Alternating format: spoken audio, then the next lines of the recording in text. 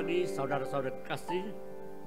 Marilah kita mulai ibadah kita pagi hari ini memperingati kenaikan Tuhan Yesus. Marilah kita mulai ibadah kami dengan bersaat teduh.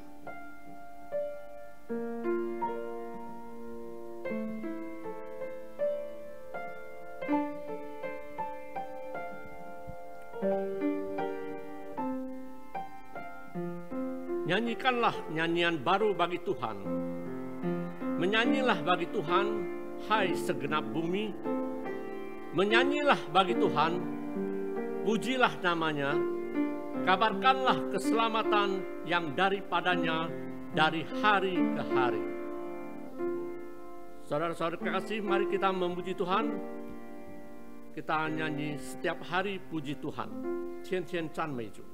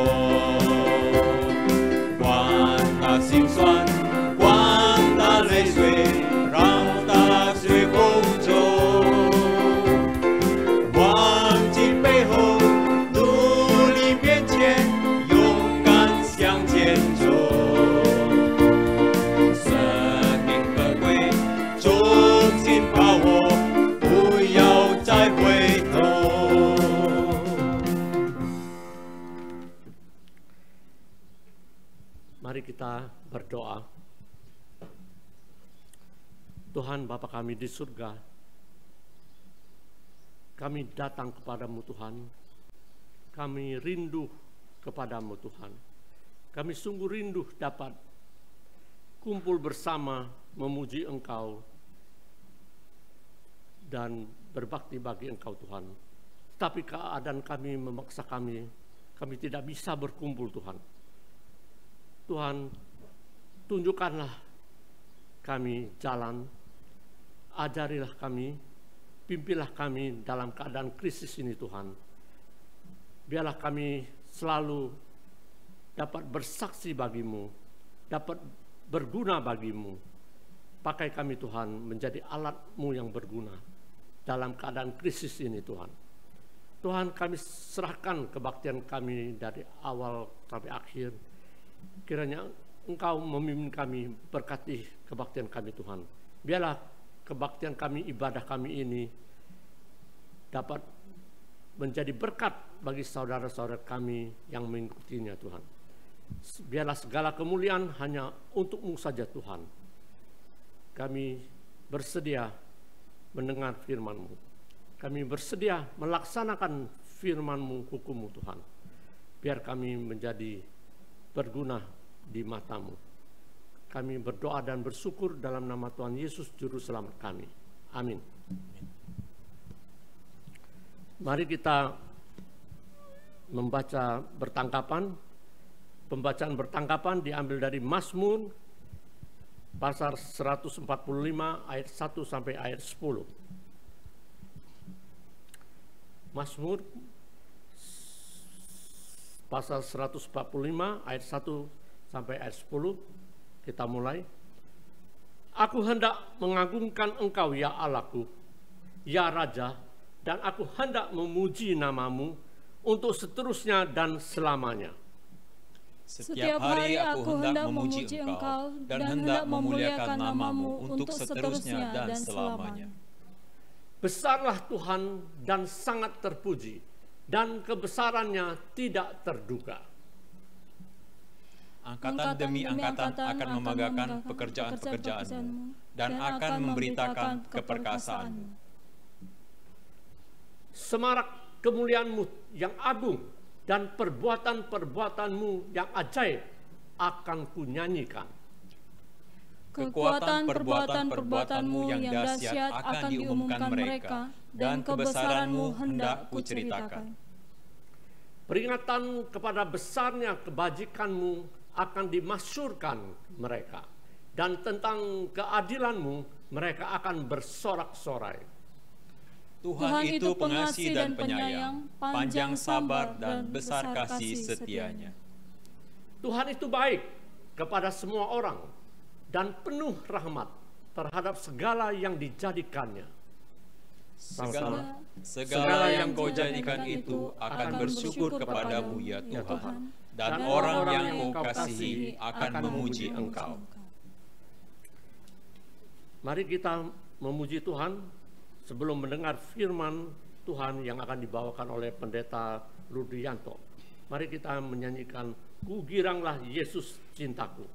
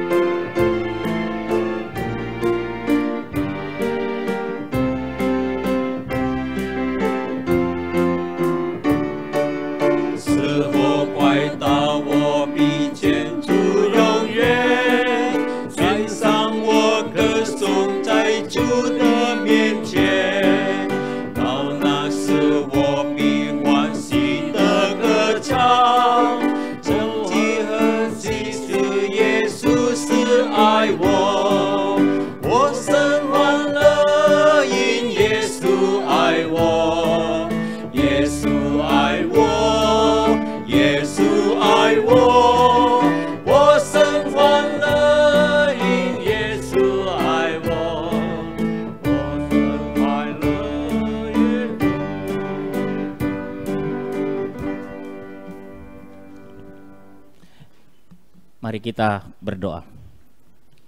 Kami mengasihi-Mu ya Tuhan, kami mencintai-Mu.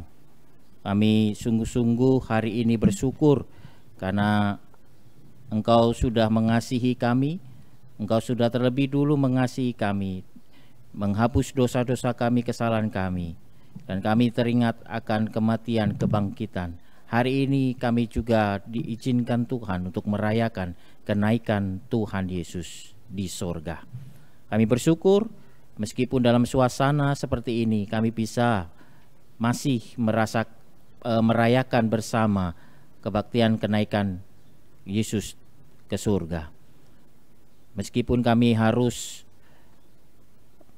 berbakti di rumah kami masing-masing, tapi kami yakin dan percaya kuasa-Mu terus menerus diberikan kepada kami untuk kami tetap mengasihi Tuhan.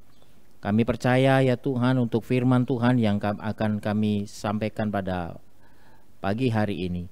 Biarlah itu menjadi kekuatan, penghiburan bagi kami semua.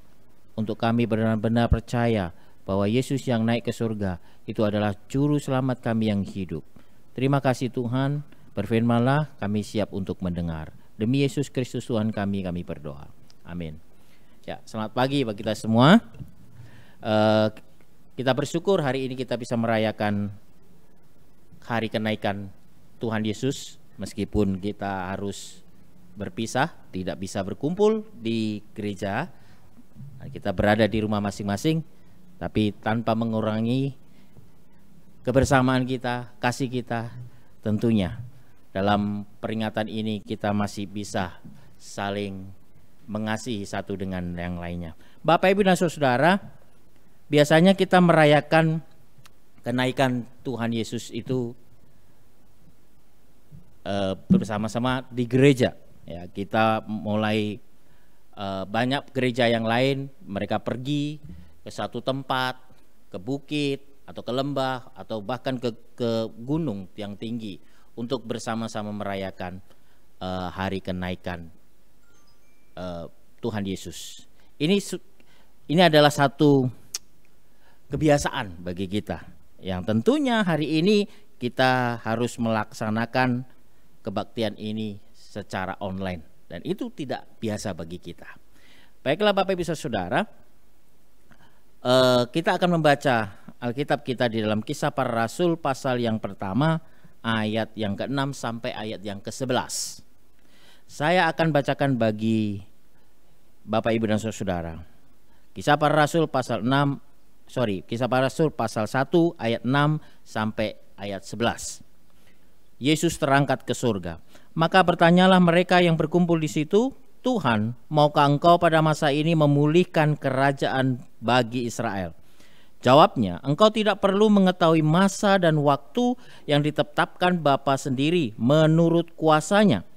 Tetapi kamu akan menerima kuasa kalau Roh Kudus turun ke atas kamu, dan kamu akan menjadi saksiku di Yerusalem dan di seluruh Yudea dan Samaria dan sampai ke ujung bumi. Sesudah ia mengatakan demikian, terangkatlah ia disaksikan oleh mereka dan awan menutupnya dari pandangan mereka.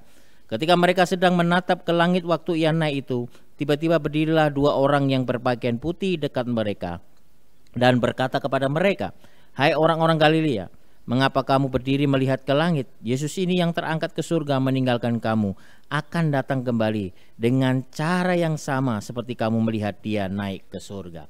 Bapak, Ibu, dan Saudara, seperti saya katakan tadi, banyak gereja melakukan kebiasaan ketika peringatan hari ini pergi ke gunung, pergi ke lembah dan sebagainya untuk merayakan hari kenaikan Tuhan Yesus Kristus. Ini satu kebiasaan, ya, sampai tradisi dikatakan di situ. Tetapi kita sekarang harus melakukannya di rumah masing-masing, ya. Bapak, Ibu, dan Saudara, karena kita sedang mengalami wabah atau pandemi corona ini, kebiasaan itu harus kita rubah. Saya katakan itu sangat sulit, ya, mengubah kebiasaan itu, karena itu sudah menjadi tradisi gereja. Bagaimana mereka harus merayakan itu identik dengan berkumpul bersama. Ketika kita mengadakan kebaktian online pun, Bapak Ibu Saudara, pada awalnya sangat sulit untuk diterima. Tetapi mau nggak mau, hari demi hari, minggu demi minggu, bulan demi bulan, kita harus menerimanya. Dan orang terbiasa dengan kebaktian online sekarang. Tidak enak, Bapak Ibu Saudara, bagi sebagian orang. Mungkin saat ini bagi sebagian orang tua yang dulunya sering kali berhadapan tatap muka dengan jemaat satu dengan lainnya, ini tidak menjadi satu kenyamanan. Tetapi ini harus dilakukan. Kebiasaan lama kita sudah membekas, ya, meskipun kebiasaan lama kita sudah membekas, tetapi ini harus dirubah. Kita harus mengalami budaya yang baru, yaitu dengan kecanggihan internet. Kita bisa live streaming, ada sebagian gereja yang live streaming, online service dan sebagainya. Semua harus melek teknologi sekarang. Semua harus mengubah kebiasaannya menjadi kebiasaan yang baru. Bapak, Ibu dan saudara-saudara, peristiwa kenaikan Yesus yang kita dengar dari firman Tuhan tadi yang sudah kita baca, memberi sebuah contoh bagaimana para rasul yang cukup lama mengenal Yesus tidak bisa mengubah begitu saja pandangannya tentang siapa Yesus. Ya. Mereka masih memandang bahwa Yesus ini adalah seorang raja Yahudi yang memang pada waktu itu sudah dinubuatkan oleh kitab para nabi-nabi bahwa akan datang seorang Mesias yang akan menjadi juru selamat bangsa. Yesus tidak bisa mengubah begitu saja. Mereka tidak bisa dirubah begitu saja pemahamannya yang keliru tentang Yesus. Mereka masih memandang Yesus sebagai raja. Bahkan dikatakan secara politik bagaimana mereka bisa memulihkan bangsa Israel dari apa? Dari penjajahan bangsa Romawi.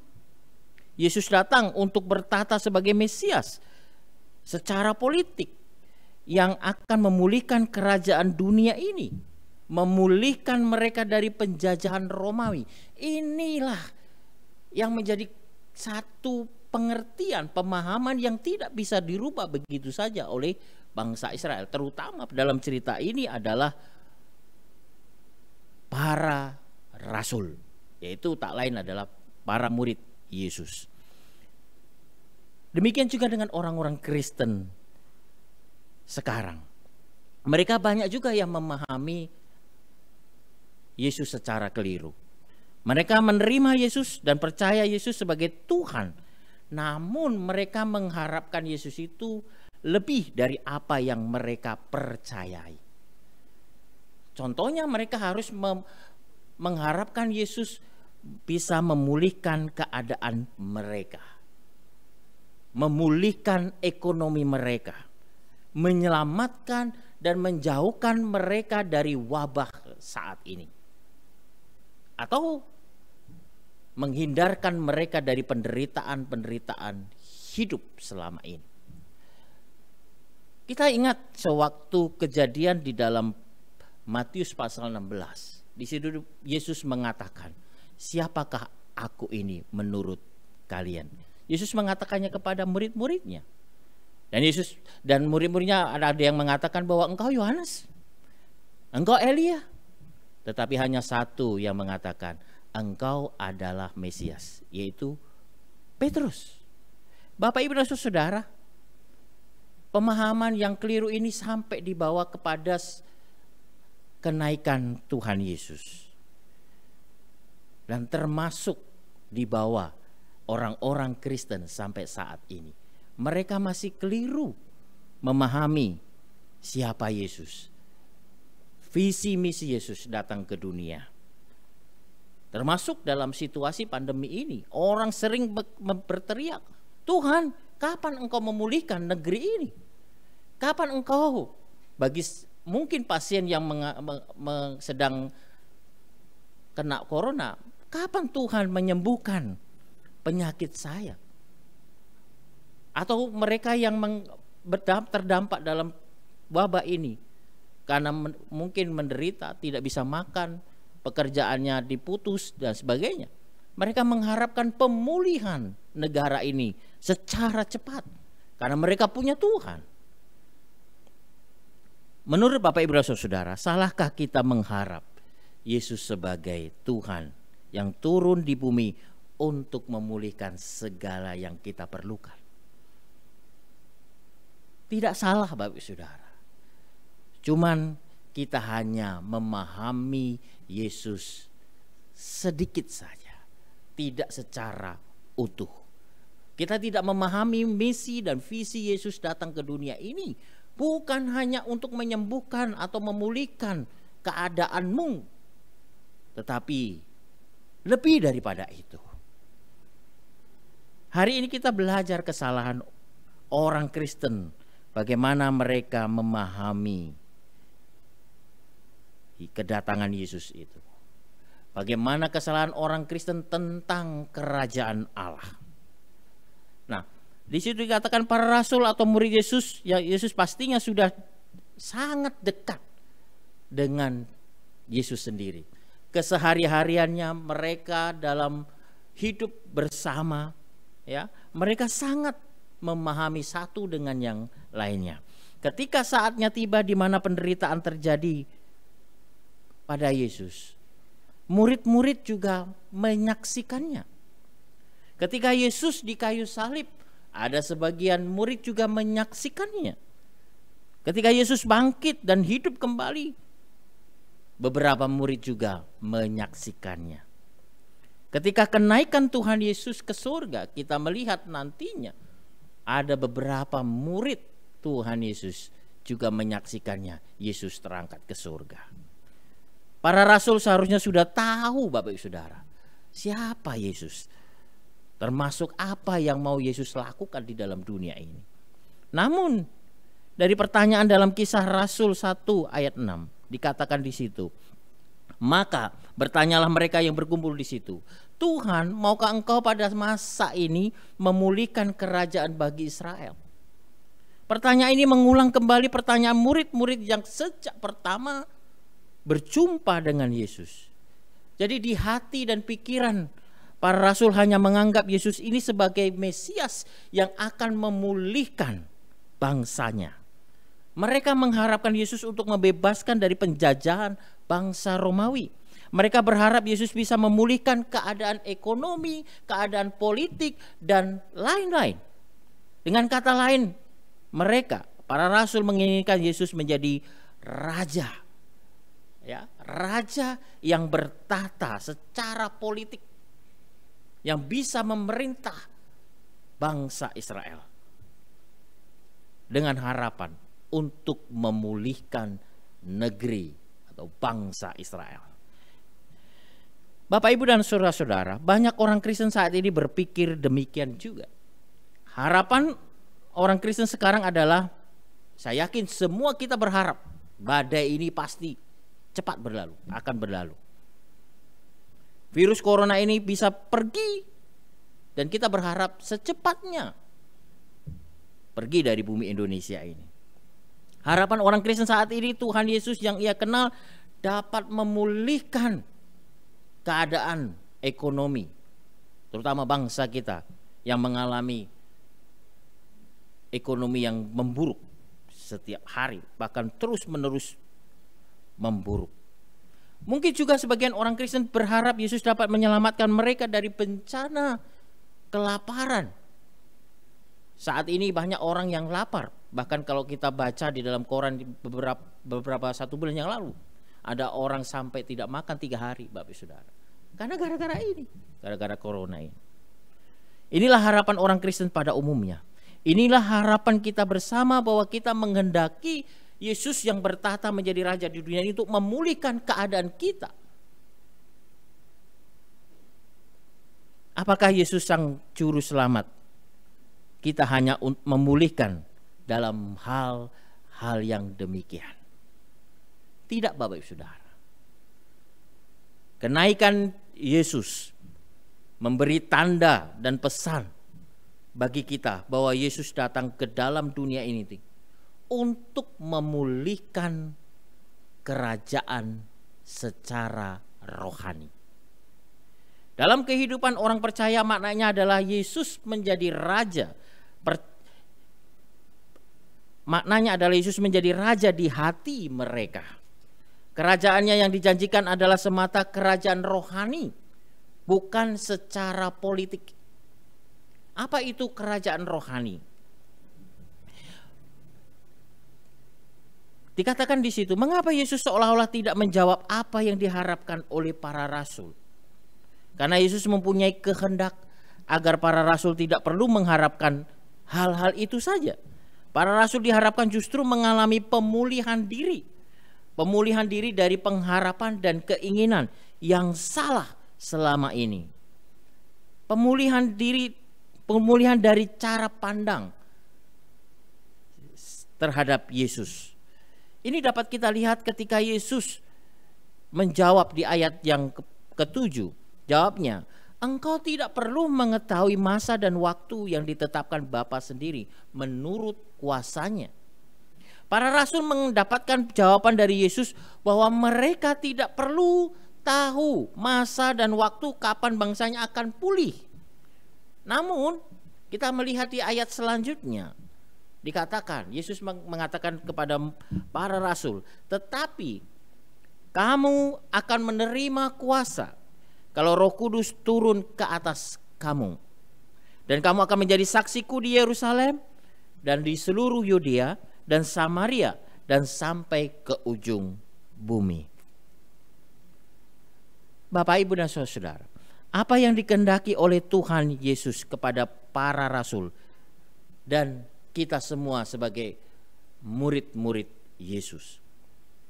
Jadi Yesus menghendaki kita sebagai orang percaya, dikatakan di situ, harus mengalami apa yang dinamakan pemulihan. Apa itu pemulihan? Kata pemulihan dalam bahasa Inggris adalah restore. Artinya mengembalikan ke bentuk semula.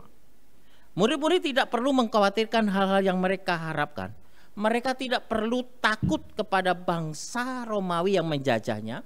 Mereka juga tidak boleh gentar atau takut di dalam segala situasi yang mereka hadapi saat itu.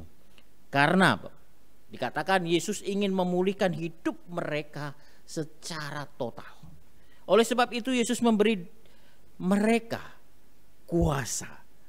Kuasa itulah untuk mengembalikan para rasul menjadi pribadi yang kudus. Seperti Bapa telah menciptakan manusia yang pertama, yaitu kudus adanya. Jadi kuasa di dalam bahasa Yunani berarti dunamis. Artinya apa? Kuasa itu bukanlah sekedar kekuatan atau kemampuan. Istilah ini khusus menunjukkan pada kuasa yang bekerja, yang bertindak secara terus-menerus. Nah, para rasul atau murid-murid Yesus akan menerima kuasa Roh Kudus, akan memerintah dalam hati mereka, menguasai hati mereka, jiwa mereka, bahkan pikiran mereka. Kuasa itu akan bekerja terus-menerus untuk apa? Memproses mereka menjadi pribadi yang benar-benar pulih atau pribadi yang kudus. Kuasa itulah yang menyertai mereka sampai kesudahan zaman. Kuasa itu juga terus bekerja untuk menghibur dan memberi kekuatan di saat mereka sedang mengalami penderitaan dan aniaya. Oleh karena mereka bersaksi tentang Yesus. Dan oleh karena penderitaan-penderitaan mereka yang lain. Kita melihat begitu luar biasanya kuasa itu mengubah Petrus yang dulunya mengkhianati Yesus menjadi seorang rasul yang besar, mengabarkan Injil sampai kemana-mana. Kita juga melihat Yohanes sampai dibuang ke Pulau Patmos karena memberitakan tentang Yesus. Dan kita melihat murid-murid yang lain, Stefanus dirajam batu. Bagaimana mereka harus menghadapi yang demikian. Kalau tidak ada kuasa itu, saya yakin tidak akan terjadi hal-hal yang demikian. Mereka akan takut, mereka akan pergi meninggalkan Yesus. Tetapi karena kuasa inilah yang memampukan mereka menjadi percaya dan menanggung segala beban dari hasil iman mereka kepada Yesus. Dalam menghadapi situasi seperti saat ini, Yesus juga datang kepada setiap umatnya untuk memulihkan saya dan saudara. Proses itu terus berlanjut dan terus berlanjut, sehingga kita mengalami apa yang dinamakan kehidupan yang sempurna. Roh Kudus yang ada pada kita terus menyucikan kita dari kesalahan kita setiap hari, sehingga kita menjadi pribadi yang kudus, yang sempurna. Roh Kudus itulah yang memproses kita secara terus-menerus menjadi pribadi yang sempurna. Untuk itu, yang perlu kita lakukan dalam situasi sekarang ini adalah apa? Mendekatkan diri kita, membangun kembali jalinan, mungkin jalinan yang rusak antara kita dengan Yesus Tuhan kita. Kita perlu menjalin hubungan yang lebih intim lagi. Kalau dulu mungkin kita tidak pernah doa pagi, kita harus datang kepada Yesus. Justru dalam saat-saat ini, doa sangat diperlukan. Mengenal Tuhan sangat diperlukan. Menjalin hubungan yang intim dengan Tuhan itu sangat diperlukan. Jangan jadikan situasi ini justru kita berbuat dosa. Karena apa? Karena kita mengeluh dan terus mengeluh. Kapan Tuhan bencana ini akan berakhir? Dengan mengeluh, Bapak Ibu Saudara, berarti Bapak Ibu Saudara tidak percaya kepada Yesus. Jangan jadikan hal ini, peristiwa ini kita justru bimbang dan ragu kepada Tuhan kita Yesus Kristus. Jangan jadikan peristiwa ini kita justru bersungut-sungut. Jadikan peristiwa ini kita harus bersyukur, ya, dan menambah kedekatan kita dan menambah pengenalan kita akan Yesus. Kita harus membaca Alkitab, kita harus bahkan berdoa, menambah jam doa kita dan lain-lain. Yang itu semua menambah hubungan kita, kedekatan kita dengan Tuhan. Peristiwa ini justru kesempatan kepada kita untuk memulihkan diri kita secara total. Yesus tidak hanya mengendaki pemulihan itu terjadi hanya dalam ruang lingkup para rasul saja.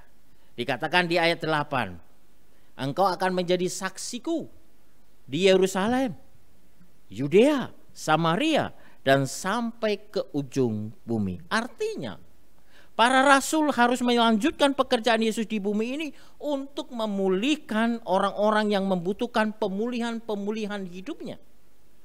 Mereka harus bersaksi.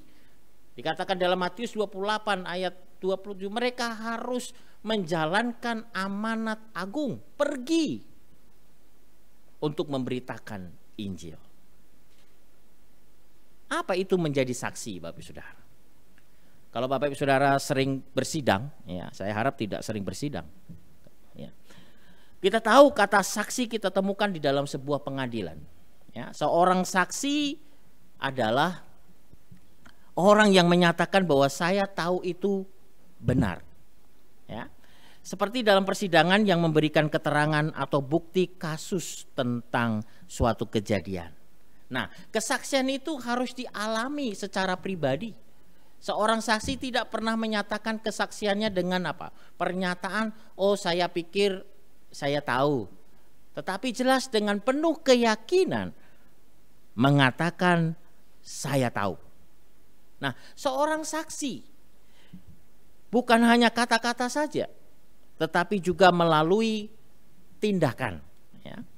Menjadi saksi harus loyal. Menjunjung loyalitas, apapun harganya dia rela membayarnya, bahkan sampai mati pun dia rela bersaksi. Itulah definisi dari saksi. Tuhan Yesus mengendaki kita untuk apa? Dikatakan bersaksi tentang siapa? Tentang Dia sebagai juru selamat yang hidup. Bagaimana Bapak Ibu dan Saudara bisa menjadi saksi Kristus di tengah pandemi corona ini? Tentunya tidak mudah Bapak Ibu Saudara. Mari kita pakai setiap kesempatan hidup kita untuk bersaksi. Dikatakan kesempatan hidup kita untuk melayani Tuhan dan melayani sesama kita. Saya bersyukur ada banyak tenaga medis, dokter dan perawat merelakan dirinya menjadi tenaga sukarela untuk merawat para korban COVID-19 ini. Mereka sukarelawan yang mengorbankan tidak hanya tenaga, skill mereka, tetapi nyawa mereka. Mereka harus meninggalkan keluarga mereka. Itu pengorbanan yang sangat luar biasa, yang patut kita doakan keselamatan hidupnya. Apapun profesimu saat ini, banyak orang sekarang sedang membutuhkan kesaksian hidupmu, agar engkau bisa menjadi surat yang terbuka, yang siap dibaca oleh banyak orang, bahwa Yesus ada dalam dirimu. Yesus bertahta di hatimu. Saya dan teman-teman yang mau melayani secara online ini juga ingin menjadi saksi Bapak Saudara, untuk mengabarkan kabar sukacita, menghibur Bapak Ibu Saudara yang berada di rumah. Saya dan teman-teman yang melayani ini bukannya tidak takut Bapak Saudara. Kami takut sebenarnya. Kami juga terkadang khawatir melayani Anda di rumah, karena kami harus berkumpul, kami dari luar harus datang ke gereja. Bukannya tidak ada satu bahaya sendiri. Tetapi Bapak Saudara, puji Tuhan, saya dan teman-teman percaya apapun yang terjadi, Tuhan pasti ada bersama dengan kami, melindungi kami, menyertai kami. Meskipun dalam keadaan seperti ini, kami tetap percaya bahwa tidak akan ada apa-apa. Kalaupun ada, kami tetap percaya kepada Tuhan bahwa itu semua kehendak Tuhan. Demikian juga dengan rekan-rekan yang sama berusaha untuk melayani Tuhan dimanapun berada. Kita bersyukur untuk itu. Ada orang di luar sana yang berjibaku membagikan apapun yang mereka punya untuk kebutuhan-kebutuhan orang banyak, agar mereka memastikan keselamatan mereka. Pekerjaan seperti polisi, Satpol PP dan sebagainya, itu tidak boleh diremehkan sekarang dalam situasi sekarang ini. Walaupun mereka hanya bekerja untuk mengusir misalnya kerumunan, tapi Bapak Saudara, mereka juga punya risiko tersendiri. Mereka harus keluar dan mereka harus berjumpa dengan keluarga demi menertibkan masyarakat yang tidak tertib ini, demi kelangsungan hidup orang banyak. Bapak Ibu dan Saudara yang saat ini di rumah sedang menikmati, mungkin masih diizinkan Tuhan menikmati kebersamaan dengan anggota keluarganya masing-masing. Firman Tuhan mengatakan, mari kita bersaksi. Apa yang engkau punya, jadikan itu menjadi kesaksianmu, bahwa engkau terlebih dahulu dipulihkan dan engkau mau memulihkan keadaan orang lain. Layanilah orang di tempat dimanapun berada. Jika mereka membutuhkan uluran tangan kasih-Mu, berikanlah. Karena saat ini di dalam situasi sekarang, banyak orang sangat-sangat membutuhkan. Kita sebagai orang Kristen tentunya harus memakai kesempatan ini untuk menjadi saksi bagi Tuhan. Bapak, Ibu dan saudara-saudara, hari ini kita memperingati kenaikan Tuhan Yesus. Meskipun kita di tengah-tengah kesulitan, di tengah-tengah penderitaan, kita bersyukur karena kita diingatkan bahwa Tuhan sudah memberikan kerajaan rohani ini kepada kita. Tuhan bertahta dalam kehidupan kita. Tuhan memulihkan kita dari dosa. Nah, tugas kita sebagai orang yang sudah dipulihkan, mari kita memulihkan. Mulai dari orang-orang yang dekat, yaitu keluarga. Kemudian mari kita pulihkan tetangga kita. Mari kita pulihkan musuh kita. Bahkan mari kita pulihkan negara kita, dunia ini, Itu tugas kita sebagai saksi Kristus untuk memulihkan mereka semua. Biarlah dalam suasana seperti sekarang ini yang tidak dikehendaki oleh semua orang, kita lebih menjadi pribadi yang dewasa dalam iman dan pengetahuan, sehingga kita mampu untuk bersaksi, mampu memulihkan orang lain. Biarlah kuasa Roh Kudus yang memampukan menjadi kita saksi Kristus mulai sejak saat ini dan besok dan sampai selama-lamanya ketika Tuhan panggil dan Tuhan memandang kita, mengetahui kita bahwa kita adalah orang-orang murid-murid Yesus yang bersaksi. Amin. Kita berdoa. Terima kasih ya Tuhan untuk firman Tuhan yang menghibur, yang memberikan kekuatan kepada kami. Kami sadar bahwa kami membutuhkan pemulihan. Kami butuh Engkau ya Tuhan memulihkan kehidupan kami secara total untuk kami dapat memulihkan orang-orang lain yang membutuhkan tangan kasih kami. Kami percaya Roh Kudus yang memberikan kekuatan kepada kami, yang memampukan kepada kami untuk kami boleh bersaksi, menjadi surat yang terbuka, yang dibaca oleh setiap orang yang melihatnya. Kami mau Tuhan menjadi saksi-Mu. Ajari kami, perlengkapi kami, supaya kami benar-benar layak menjadi saksi Tuhan, saksi Kristus dimanapun kami berada. Firman-Mu boleh berhenti di tempat ini. Kami yakin dan percaya Roh Kudus selalu memberikan kami peringatan supaya kami benar-benar menjadi saksi Kristus dimanapun kami berada. Demi Yesus Kristus Tuhan kami berdoa. Amin.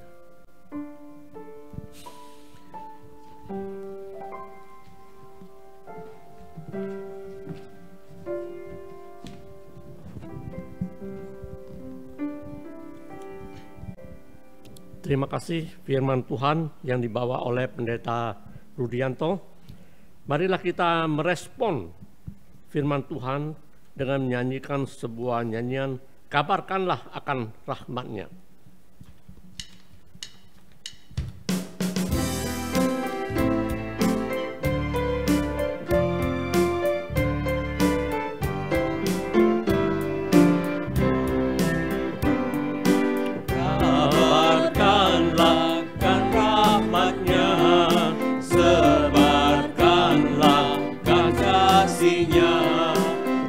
Saksikanlah kan setianya pada semua bangsa di dunia.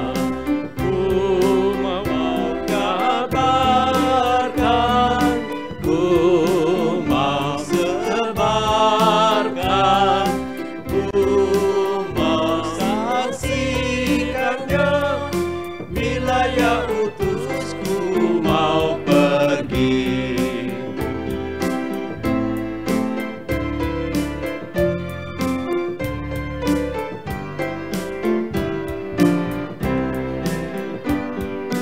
Rahmat Tuhan amat besar, kasih Tuhan sungguh lebar, setia Tuhan pasti tetap, rela mati bagi umat berdosa. Ku mau sabarkan, ku mau sebarkan, ku mau saksikannya. Bila ya utusku mau pergi, ku mau kabarkan, ku mau sebarkan, ku mau saksikannya. Bila ya utusku mau pergi. Mari kita menutup ibadah kita. Kita doa Bapa kami dalam bahasa Mandarin, kemudian doksologi, doa berkat dibawa oleh Pendeta Rudianto. Doa Bapa kami, 我们在天上的父，愿人都尊你的名为圣，愿你的国降临，愿你的旨意行在地上，如同行在天上。我们自用的饮食，今日赐给我们，免我们的债，如同我们免了人的债，不叫我们遇见试探，救我们脱离凶恶。因为国度、权柄、荣耀，全是你的，直到永远。阿们。Puji Allah Bapa Putra, puji Allah Roh Kudus, ketiganya yang esa. Oh selamat sumber berkah.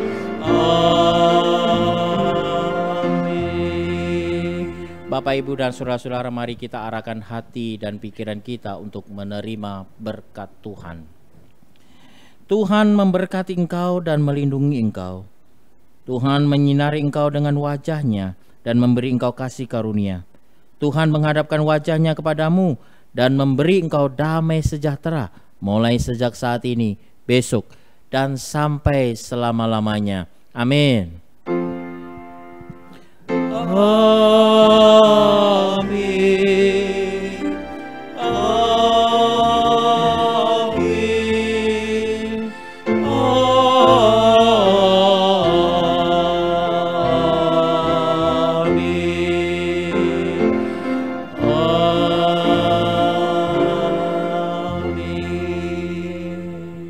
Silakan duduk, doa teduh, kebaktian selesai.